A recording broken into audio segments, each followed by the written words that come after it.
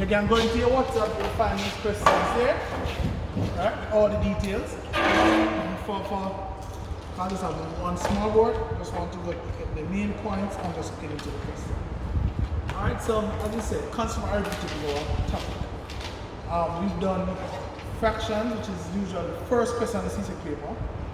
And the second part of that first question is usually some decimal calculation. We have to do rounding off to something that decimal places, significant figure, and or expressing a number in standard form. So we've been through that. So you have seen recordings of that in the classroom. If you attended the class last week, you have gone through those. And then there's also a video in the classroom on significant figures and how to count it. Clear up that little discrepancy from the last time. So I hope everybody is comfortable up to date.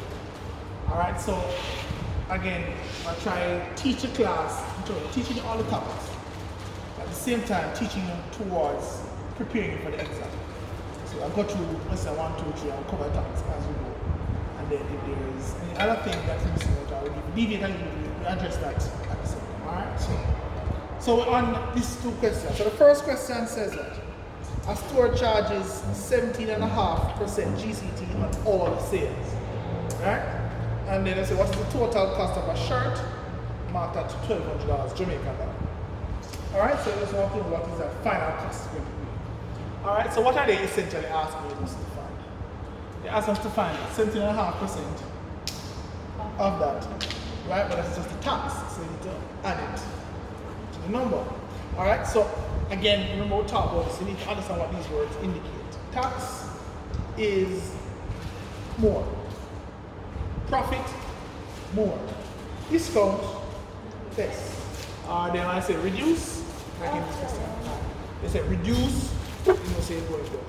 Alright, so there's multiple approaches to these questions. Sometimes we can just work out the percentage value alone and then add it back to the original number, or you could just do the entire calculation in one go. It's up to you. You don't need to understand how it works. So, two ways to. Right? You have this value of $1,200, and this value represents the 100%. So what you are going to do is to add 17% more to it. Right? That's pretty much what we're doing. So in a sense, we want to find out what is that 117.5% number. So sometimes you can just find 117.5% of this number, and that would be your final answer. That's pretty much what we're doing. But the way we introduce this most of the times is to find 17.5% of this value, then you add it to the number. Right? And that's generally how it works. So there's two approaches. Alright, so you just have to find out the one that's more comfortable. This one is like you do the work. You know, you do some thinking at the beginning, and just carry straight to the answer. I don't want you to do the work, find 17.5% of that, and then add it back to the number. Either way, you should all end up at the same place. Right? So again, it's a matter of which one you're most comfortable with.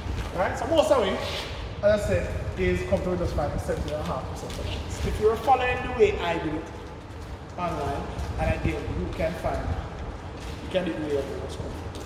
I like this way because, like especially with these halves, I can do them. I don't have to go to a calculator. But don't want my calculator, I can just do some patterns.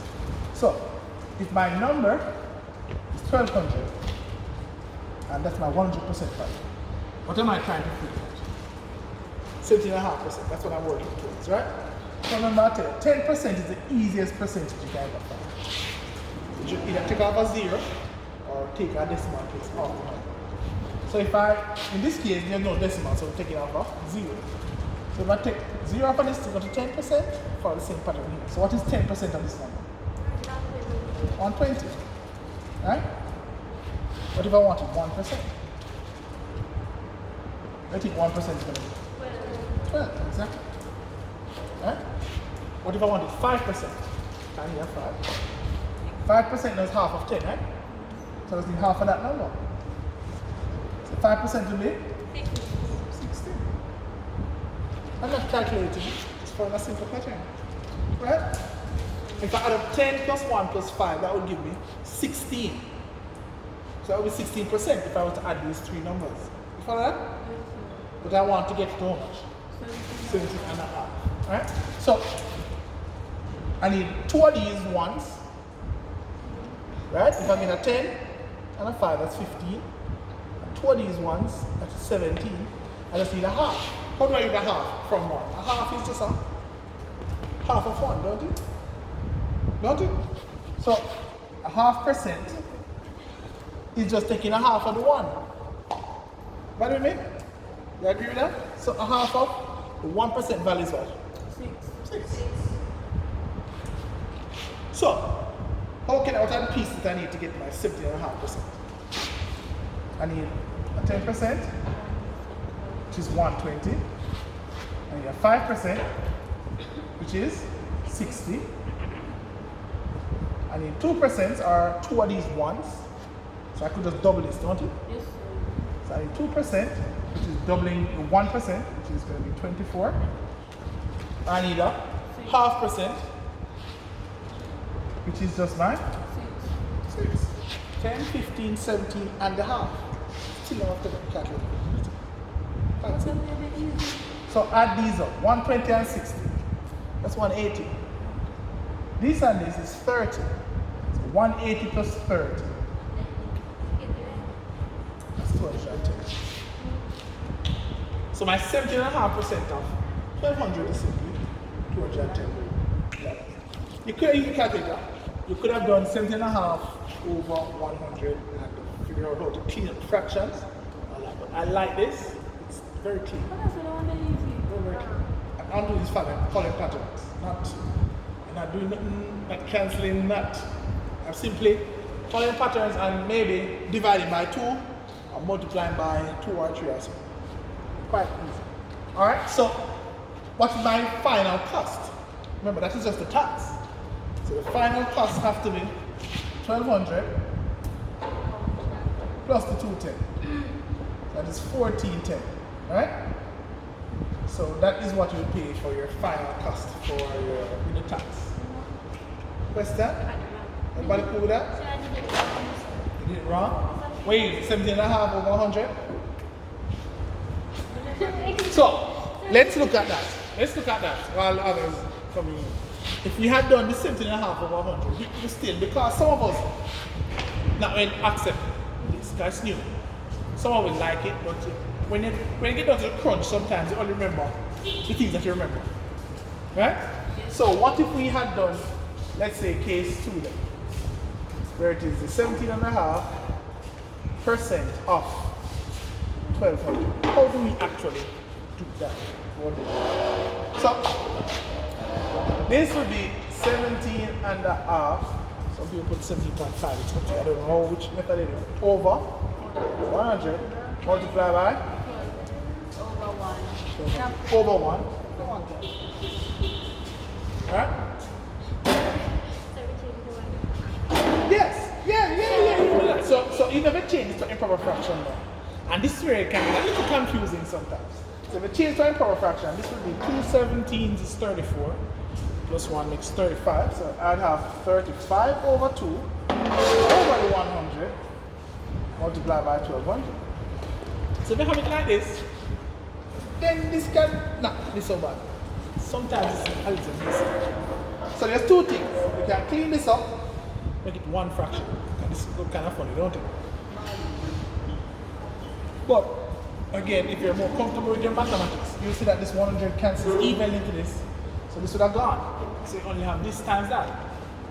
Right? But say it was a case where you couldn't divide nicely. How do we change this to a single fraction? That's the question. Right? This is the exact same thing. Afterwards, 35 over 2 divided by 100 over what? 1. And how would you change this?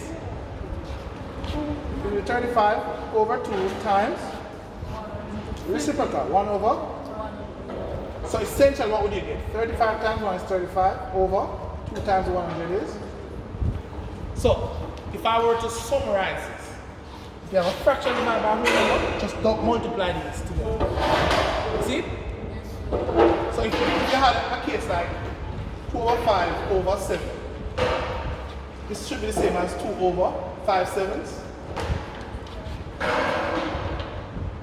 See what I'm saying? So now you have a single fraction, you're more comfortable with a single fraction. You like how this looks. So if you had this would be the same as what?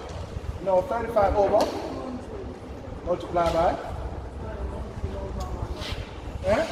So this cancels out those.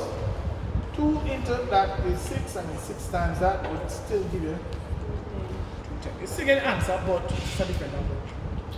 But I'm saying, when you have these as a percentage where it goes over 100, that is where it gets a little trippy, and sometimes you don't know this little, or you don't remember. It's not that you don't remember, because you know all of it.